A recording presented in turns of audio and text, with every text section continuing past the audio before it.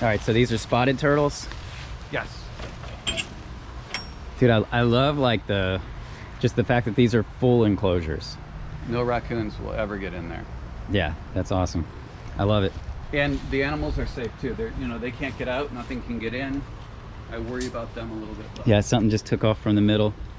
So this is two nice big, big. Most people that have spotted turtles, you could fit their whole aquarium in one corner of these.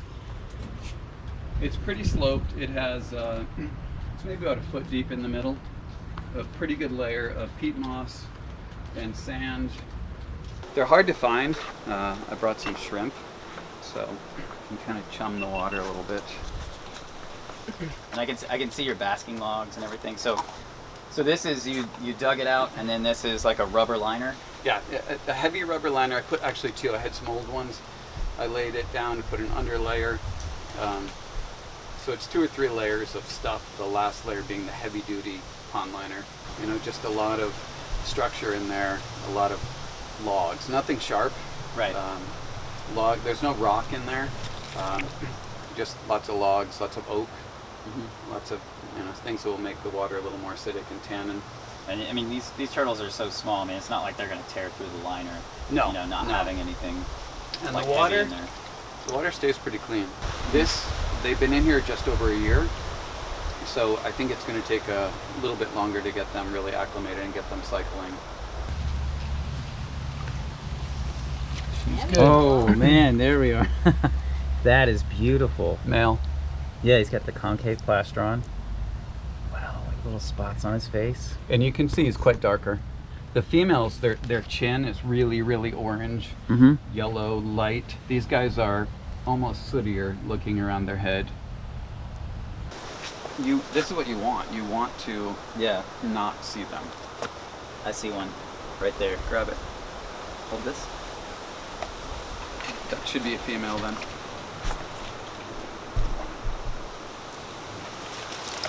Got it. Look at that, male and female. Look at the color on that. So it's interesting how, like, with like box turtles and a lot of turtles, males are more colorful, but with this, like, the female's more colorful. And her head's completely hidden in there. Wow. And that's full grown.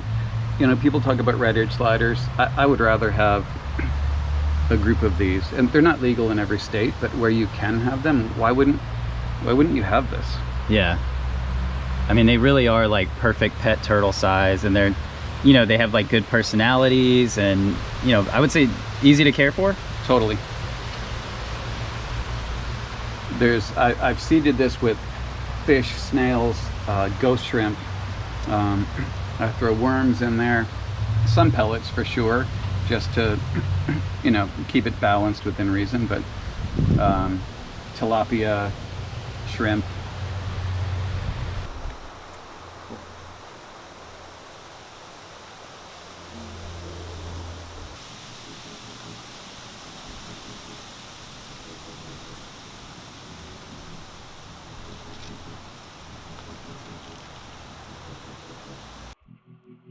And the cooters, people find them all the time, whether it's in their pool or whether it's, I don't know what to do with them. And I know they're part of the food chain, but one of the ideas was to create a situation like this where we could give them a head start. I'm gonna grab that in and just pop this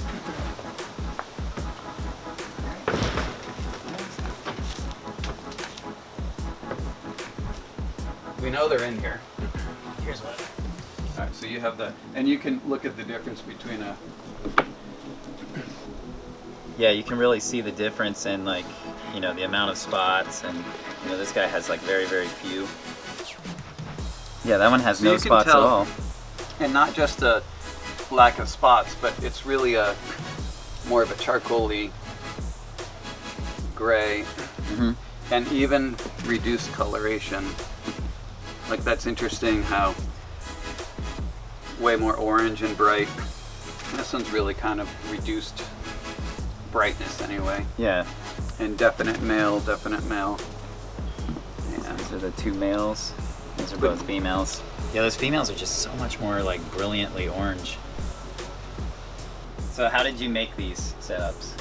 Just lined it with concrete, measured it out we built it basically around the cement mixing tub dimensions, and then a 40-gallon tough stuff, which is just a deeper one. Okay. But I wanted it built up so that you could get, a siphon or somehow to drain it and get an overflow that wasn't just sitting in water. Right.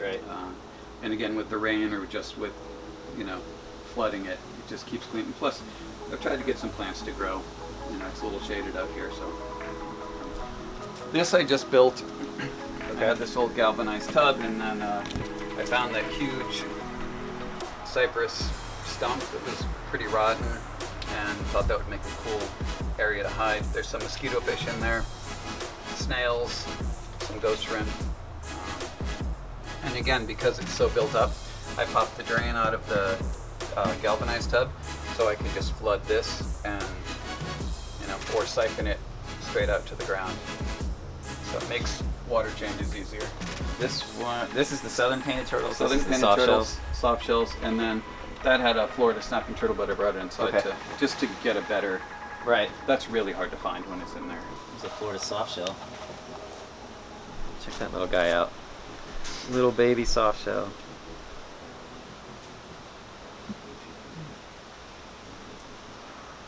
They start off so small and then end up so big.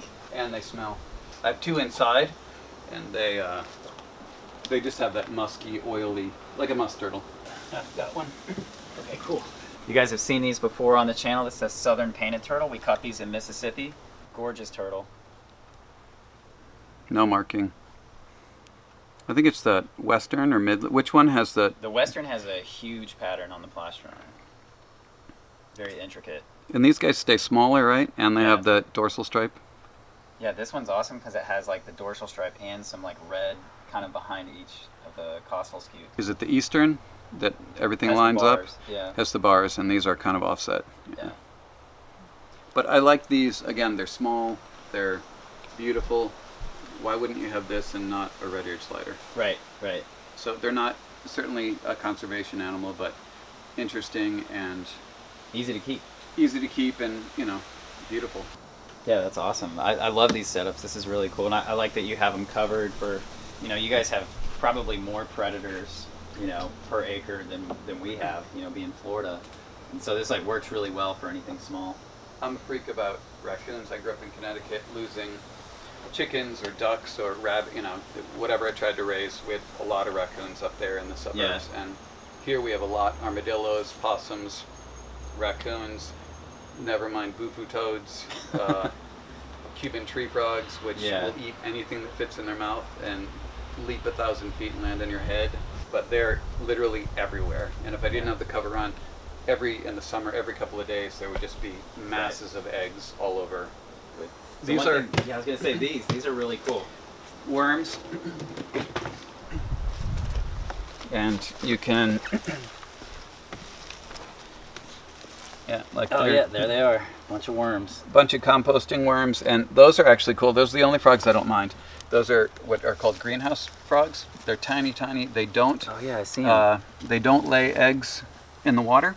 They're actually terrestrial, and for some reason they don't bother me at all. This is so cool though. I love this. The whole thing with composting and creating your own.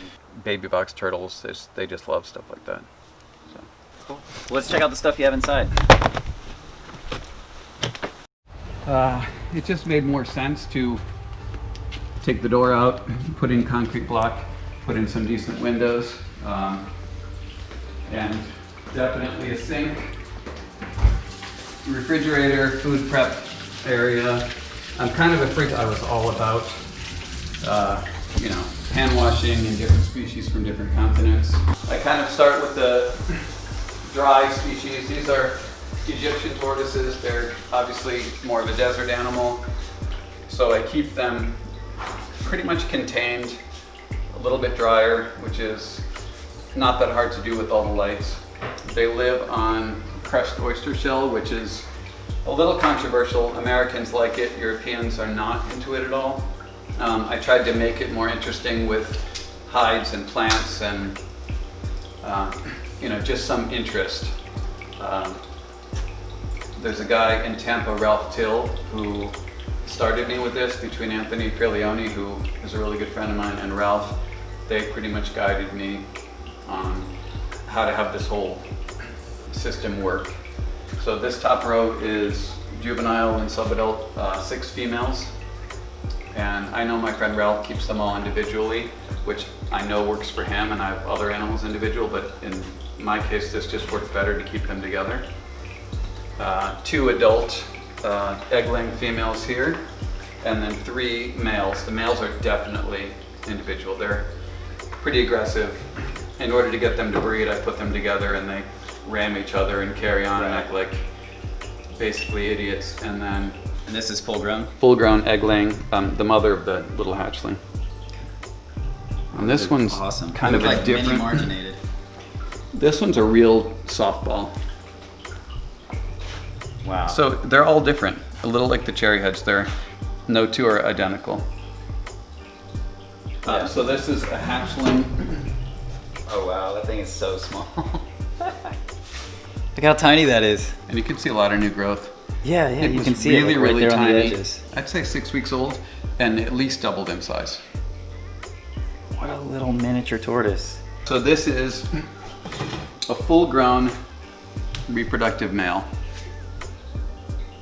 So I think again, when you can spend a little bit more money and get something this size and keep it like this forever and ever versus a sulcata for a lot less money that you end up needing to rehome. I mean, that's full grown, it will never get bigger.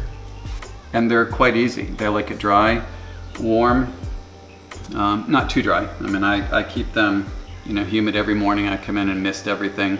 There's timers for the heat to go on.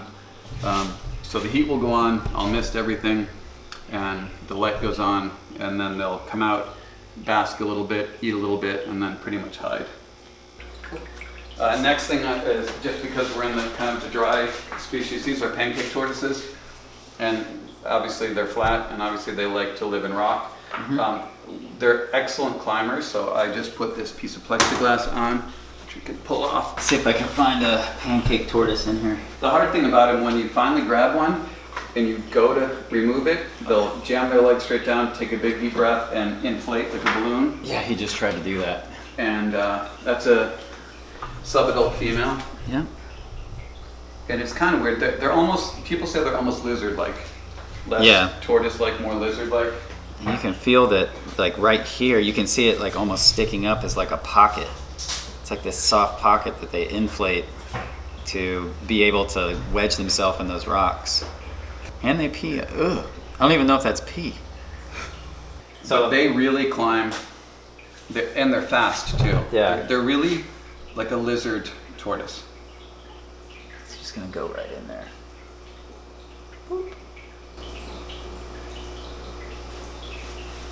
Florida box turtles. This guy is a little unhappy. He just moved in here. I had some other younger box turtles arrive, so he ended up getting put really terrestrial. He had been living in a bigger tub like this and a ½ inch of water. So there's another one in there hid somewhere. These are all captive. Florida lets me have 4. I don't have any wild caught. Actually, there's a female in here that was born in California and has bounced around a little bit, but now lives here. So clearly captive bred if it's coming from California. Right. But these are great, interesting pets. I like the color variations. No 2 are the same also. Yeah. You can grab this female. It usually hangs out here. So yeah, she's subadult female. Yeah, you can see the pattern difference in these two. I mean, one's got the thicker patterning and one the thinner, and 2 very different box turtles, but the same species. Same species. I guess there's different locales. They're all box turtle. They're all same species, just different locales, really. And then above these are. We have another Florida box turtle. This one didn't really grow as much. This is a yearling, and this is how I like to keep them. They're, PVC hide, or I chop a plant pot in half, but keep them really wet. There's some moss, some plant, and bugs, worms, chicken hearts, some pellets, snails, chopped up fish. They're as you know, pretty good eaters. Right. These guys in here are tiny, tiny hatchlings. They were sent from Anthony in Connecticut. They are the three-striped mud turtles. Yep. But they're the Everglades locale, which are tinier and really colorful and almost like a mini. The tanks and the ugly bowls are all about snail production, and I just feed their many generations, and I just have constant food. Florida or common snapping turtle in here, captive bred. Oh yeah, look at that little guy. People always ask, do you have a snapping turtle? Yes. I had some other ones and kind of grew them up and found them homes, but they're cool, they're interesting, they're really dinosaurs. That is a McCord's box turtle. Want to hold that one? Okay. Got that guy. And this is a Flava marginata or Chinese box turtle. So kind of cousins. Yeah, they're both Cora. Yes. And they're, I do a lot of work with Anthony Piglioni and a little bit with Chris Leone, and I like to raise them and grow them to a certain point and then send them up north. These guys like a little bit cooler winters. I like when they're this size, they're really fun to work with and watch grow and pretty personable, but that, you know, they're definitely different. Not many people have ever seen those. This is pretty common, but I understand these guys have a better chance of actually being re-released or put back into the wild, where those guys won't. But people, you know, that's, you know, literally extinct. They're without captive collections, preservation, they really wouldn't be around. So it's kind of cool to work with these two. Okay, where was this one? He goes up there. This one is, those are Chinese box turtles. This one I believe is from Japan. It's another Flava marginata, but Ebelinii, is that how you say it? I don't know. Anthony can correct me. But a different locale, different country. So what's the difference in, is there a difference I in don't appearance, honestly or? know. It's he sent these guys a group down last week. But again, just a different look. I want to say the parents are slightly darker and slightly smaller. Okay. This is my first ever Spangler Eye baby. Wow. They're all captive and they're all... Look at that.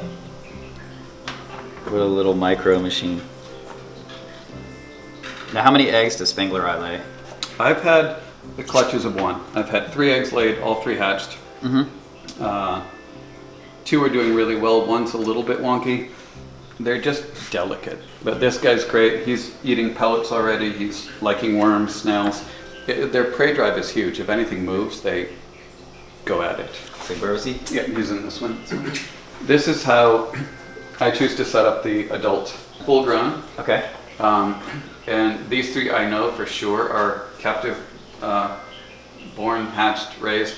This one I believe might have been an older gentleman, passed away, and his daughter, he was 90, and his daughter ended up not knowing what to do with her, so we ended up finding her a home. But I have a thing of worms here. Let's see if she wants to.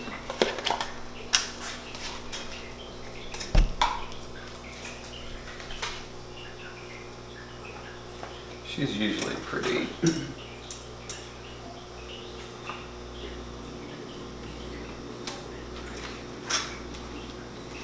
You can kind of tell when their head goes up, they kind of rise up, lock in, and then they just attack.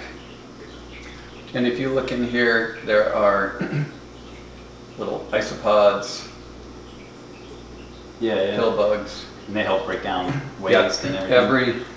Every one of these has kind of its own little system going. The males have whiter around the eyes. I can open this up. I think he sees you with the food. This guy's usually pretty good for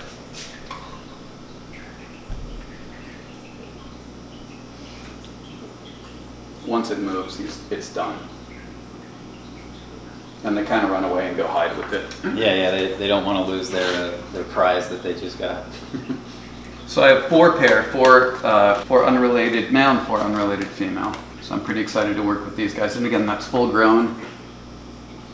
breeding male. It's cool. They're like, you know, like the spotted turtles, full grown but small size, easy. I mean, would you say that, you know, advanced cool. keeper or? I mean, I think if you care enough about doing it right, I think anyone could do it. Okay. They'll like it cool, not hot. They actually would probably enjoy a cooler winter period, but you know, South Florida, this room's climate controlled, it's air conditioned. Right. It stays 74 to 80 degrees. Here it comes back for more. These are Japonica. This one's really, really cool, really red. Yeah, that thing, the color on that is insane. I mean, it's funny when you see a turtle or a reptile or anything that's like this, and you're like, how does that actually function in the wild, being that bright? But you know, when you look at like leaves that fall and stuff like that, then you start to see how they can blend in. That's a male. You can see the definite, yeah, tail differences. Definite boy, definite girl. And I tried, you know, they like it. It's pretty simple, the setups. I wish these had a larger lip to hold more substrate and not, you know, they're always able to see right out. So they're more tempted to, you know, when I'm feeding, knock on the glass and walk. But they really are confident. They have everything they want in there. But again, these guys are really cool. There's trios, and I'm just going to throw them some food. Food is some blueberries, some mango. Oh wow, you make like a mash for I them? do. I just kind of make a mash. Blueberry mango. There's some chicken hearts, some shrimp. It smells disgusting. I was gonna say, it doesn't look too appetizing. Surprisingly, they like it, but I will definitely have to clean out tonight because the smell.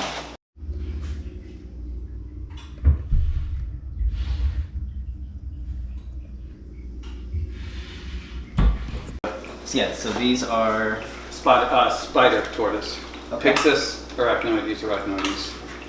I bet you, if you just dig right straight down. I see right here. Yeah, I was gonna say the hide is in there actually more for aesthetics. They don't really even use it or let it. So these are spider tortoises. Okay, they're like little mini radiated tortoises. Yeah, they're the boring cousin. The boring cousin. Now, how large do they get? 6, 7, not huge, maybe 8. Not huge, and they do really well as a group. Okay. Some of these guys are definitely housed individually. Some are raised as a group. These guys, really passive, really easy. They spend a fair amount of the year chilling out, not eating or growing. So they, you know, it takes a while for them to reach maturity. Right. Oh yeah, baby cherry. May as well just grab. Oh, look at the wet. It's got a little baby cherry head. Look at that, so tiny, so perfect. All right, so Charlie has to go to work, and I think we got to hit the road as well. So thank you so much for having us here.